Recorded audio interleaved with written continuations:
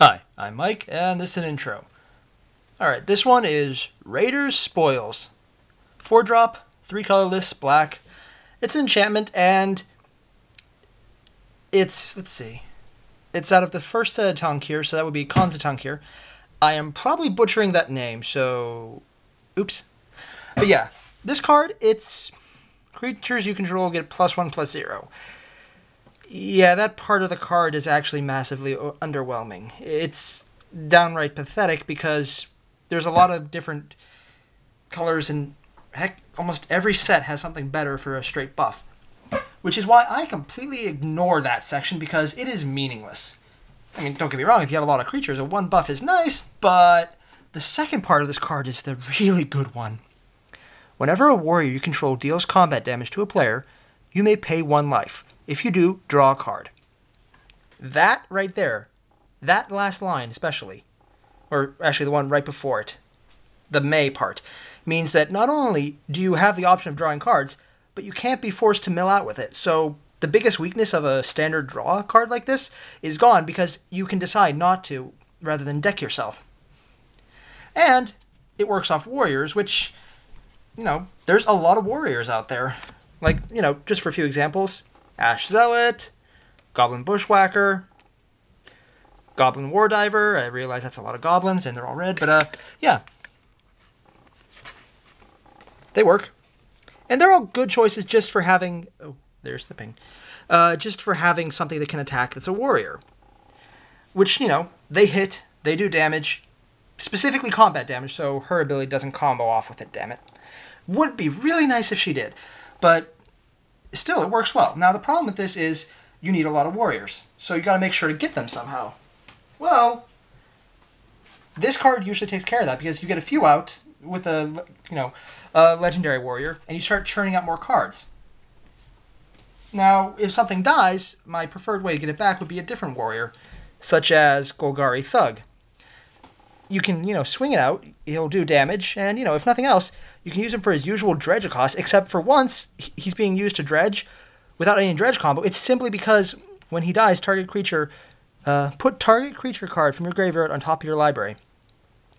This guy's actually really good for that reason in this deck, because he's a warrior, and he's recursion. The fact that he's dredge and you can recur him as well actually works really well, and if anything, he's one of the best cards in here, simply because he fills a really good void in a few different locations. Now, he's not the best at anything, but he's versatile, which I honestly have more preference to myself. The other option is you can go the Jor-Kadeen route. Now, this would be a 3-color EDH deck, so I wouldn't recommend it unless you like running these colors. Granted, 3 isn't as hard as a 5-color deck. Those are honestly kind of standardized because there's only so many ways you can really make them reliable. But in this one, 3 colors, and his thing is he gives Metalcraft ability of +3/+0. Added on to this thing, it would be a +4/+0 to all creatures, which in its own right is actually really nice. The better route, though, would be to then start spamming warriors equipped or in some way just massively set up. A few artifacts just to get Jor-Kadeen to go off, and then swarm with warriors, get more creatures down because you draw them, put more creatures out, and start swarming. Over time, it will just amplify. You'll keep refreshing your hand, and you'll beat down your opponent. It's a very simple strategy, but a straight aggro rush deck is really effective no matter what you do. Now, this would be high cost because it's a 4 and a 5, but red has mana ramp, and so does black. You can find ways around that. Personally, though, I think the most combo fun ways to deal with this card... one second, I'll just clear up the space a little. The ways I like to deal with this card the best are usually somehow related to combo. And I will admit, they're kind of cheap ways. Specifically, you could cheat everything into being a warrior with Conspiracy. 5-drop, 3 colorless, 2 black. As Conspiracy comes into play, choose a creature type, in this case warriors. Creature cards you own that aren't in play, creature spells you control, and creatures you control are the chosen type. It basically changes this into the perfect draw card, because you're going to be doing a lot of damage, and everything's going to be a warrior regardless. It's just efficient. Now that said, it's, whenever something has a card type ability, Conspiracy probably makes it better. So this is a pretty standard option. In much the same way that Exquisite Blood, whenever an opponent loses life, you gain that much life, is a really nice way to counteract the 1 life you have to pay. To be fair, you don't really need to worry about that to start with, but Exquisite Blood just gives you a nice little padding there. That, and when people see it, they'll fear the other half of that combo, which you could easily run in that deck. But yeah. These 2 cards work really well off this, but both of them are kind of standardized cards, and you can see them in a lot of decks. The card, though, that, honestly, it's not very good, but it works so well with it. I'm going to say this wrong. Boldwire Intimidator.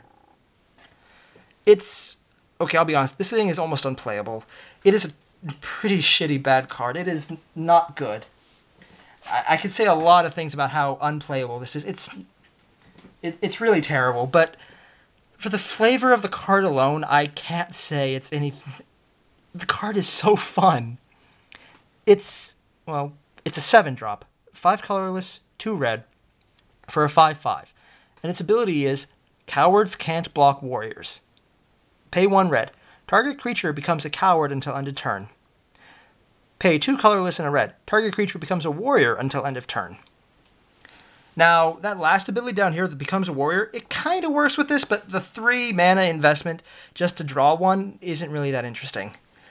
On the other hand, his flavor text of Cowards Can't Block Warriors and then turning any creature you want into a coward, I honestly just believe that is one of the most funny bits of text they've put into a card ever, and I love it for that reason alone. Play-wise, there's much better options, but for your sheer flavor, and for getting to declare that your enemy's creatures are all cowards, and that they cannot stop your horde because of that, there is a level of joy I would find in this card that is directly improportional, if that's a word, to how actually good it is.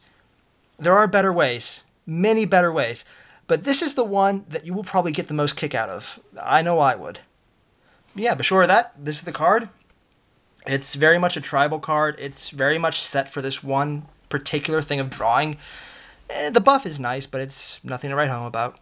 So yeah, if you have a warrior deck, this is good.